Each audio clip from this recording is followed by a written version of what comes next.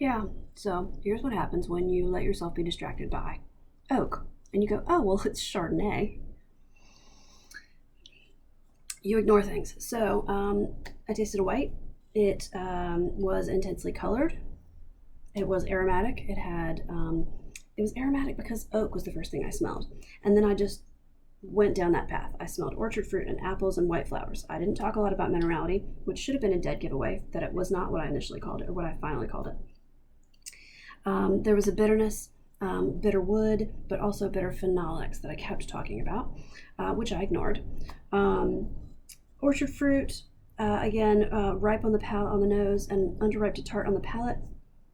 There's a little bit of citrus that I called, white flower stems, some cheesiness that indicated some malolactic. Again, oh, it's Chardonnay. Oak ranch tannins, vanilla, bitter, phenolics. I called medium plus acidity. It had a pretty decent acidity. It did go on for a little bit, and I kind of bought into that a little bit more. It's probably medium minus. I miscalled alcohol, 14% and medium. For a white, that's a big thing, and I think that also took me down the wrong path. So medium body, it is creamy, it's round, medium plus body even. I mean, it just had a lot going on. Medium plus complexity and finish, everything was in balance is what I said.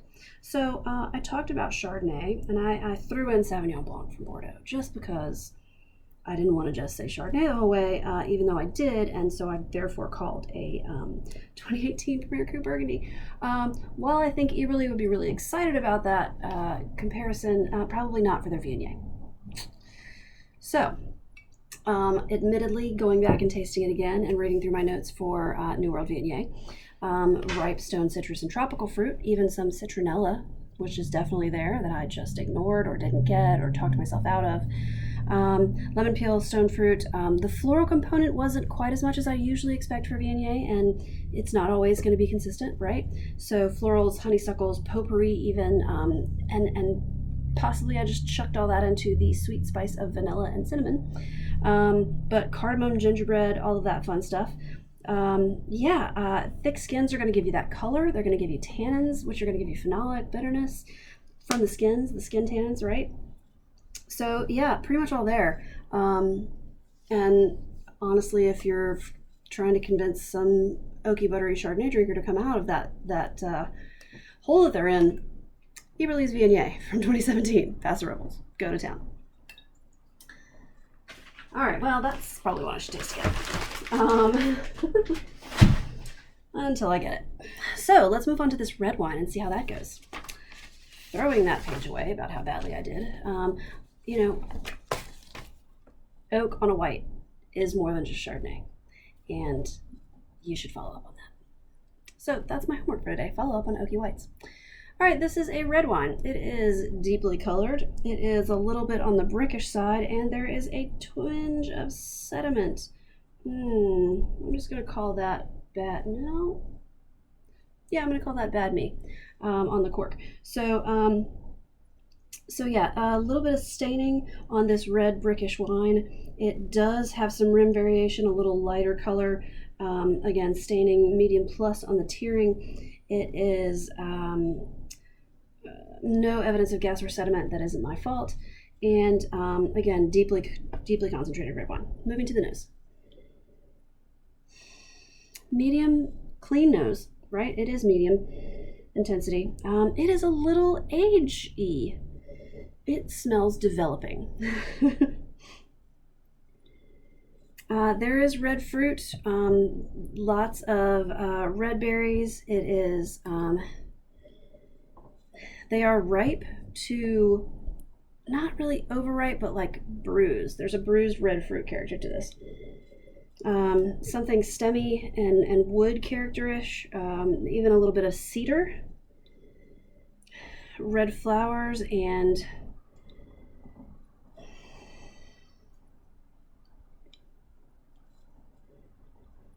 there's just a little funky like poo.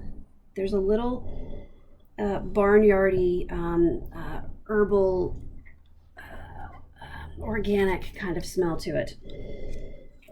Definitely not just like poo, but composty. There's definitely a composty, turned leaves, foresty floor underneath of a tree limb kind of funky smell. I do think there's probably a little oak on this wine. And let's move to the palate.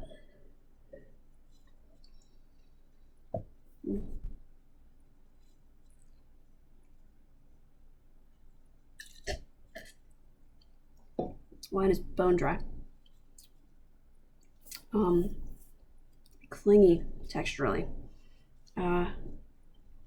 That red fruit that is a little bit bruised and overdone. There's a little more like potpourri floral on the palate. Yeah, interesting. The earthy, composty underbrush layer is here. That kind of oak character, a rich deepness of flavor and texture. Wow, that's very complex.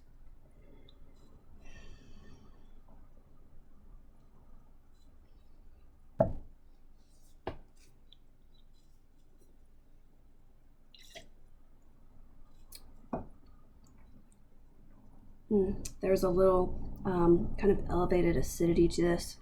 I think tannins are medium plus. They are very much roof of the mouth and tip of the tongue. I think they're abrasive tannins, but they're more medium. They're not real strong, but they're just the kind that really are felt, but not super strong. So I'm gonna go medium tannin. Medium plus is medium acidity, medium plus acidity. Mouth is still watering. Alcohol medium. I think there's a lot of medium about this, even though the flavors are complex, the structure is kind of moderate. So it's medium body, medium tannins, medium acidity. Alcohol, let's do that again.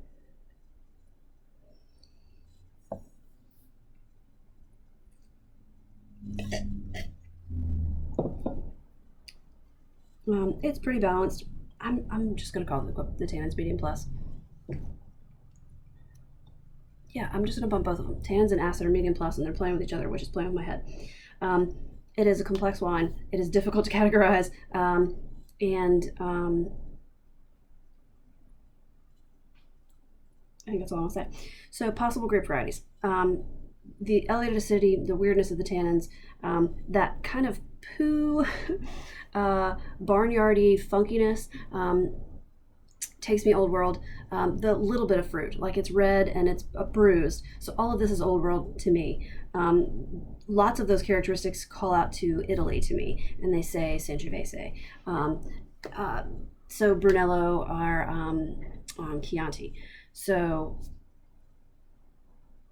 yeah, that's what I think. So it's got a little bit of age on it. I feel there's some color. I still think 4 to 6 years, 3 to 5 years. A little bit of the staining could be a blend. There's that little herbal note that's in there, so maybe we're talking Super Tuscan, maybe we're talking a blend with Cabernet. It could help explain why the tannins are a little harder to pin down for me, is those two playing with each other in a Super Tuscan varietal, in Super Tuscan blend. So moderate plus climate, old world, Italy, Sangiovese or a Sangio Cab blend.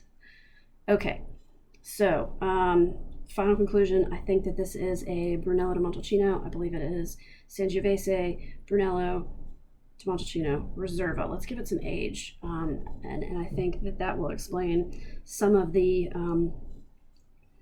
character of the fruit, the little bit of color, and some time in oak. So let's do that, and give it a 2015. Okay, that's all I'm gonna say. Thanks, y'all.